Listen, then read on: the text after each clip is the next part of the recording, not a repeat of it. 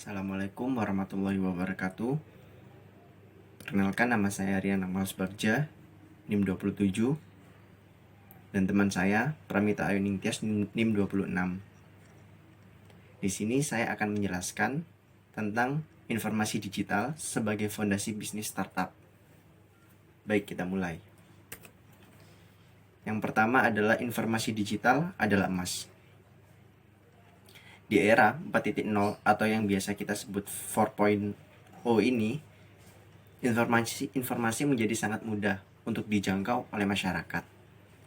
Kemudahan mobilitas sebuah informasi bisa terjadi karena didukung oleh kemampuan teknologi yang canggih, baik dari perangkat seluler seperti smartphone, laptop, atau lewat media cetak lainnya. Teknologi digital seakan telah berhasil membuat dunia atau dimensi baru yang sering kita sebut dunia maya. Tentunya hal tersebut menjadi sangat krusial bagi kemajuan bisnis startup yang notabene-nya menggunakan dunia maya sebagai fondasinya dalam menyebarkan segala informasi yang berkaitan dengan bisnisnya. Bisnis startup di era 4.0 mengalami pertumbuhan yang sangat amat pesat. Bisnis ini sering dikaitkan dengan bisnis digital. Hal tersebut terjadi karena bisnis ini menggunakan platform digital sebagai fondasi untuk bersaing di pasaran. Tentu hal tersebut menjadi fenomena yang berbeda.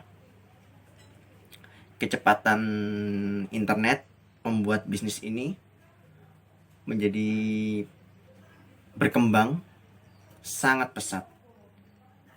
Contohnya seperti Gojek, Grab, dan bisnis startup lainnya. Baik juga seperti e-commerce, seperti Shopee, Tokopedia, itu juga masuk ke dalam bisnis startup. Nah, kita membahas apa sih startup itu sendiri. Startup memiliki makna baru memulai. Artinya, bisnis yang mulai berkembang 3-2 tahun belakangan ini. Jadi, jangka waktunya di antara 3-2 tahun belakangan ini munculnya bisnis ini. Pada umumnya bergerak di bidang teknologi. Seperti yang sudah saya jelaskan tadi, bisnis ini menggunakan platform digital. Tentunya menggunakan internet juga sebagai penopang berkembangnya bisnis ini.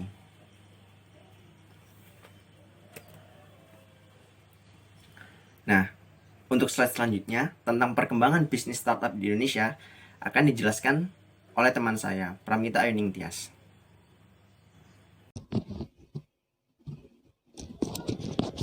Selanjutnya, saya akan menjelaskan tentang perkembangan bisnis startup di Indonesia. Bisnis startup di Indonesia yang paling banyak diminati adalah game dan aplikasi edukasi. Setelah itu diikuti startup e-commerce dan informasi.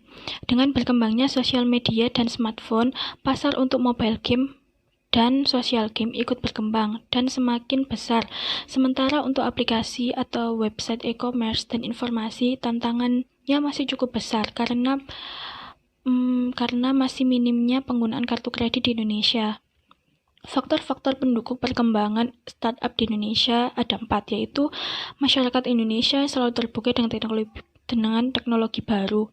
2. Jumlah penduduk Indonesia banyak. 3. Pelayanan startup yang baik. 4. Modal dari investor serta dukungan pemerintah. Selanjutnya, contoh bisnis startup di Indonesia.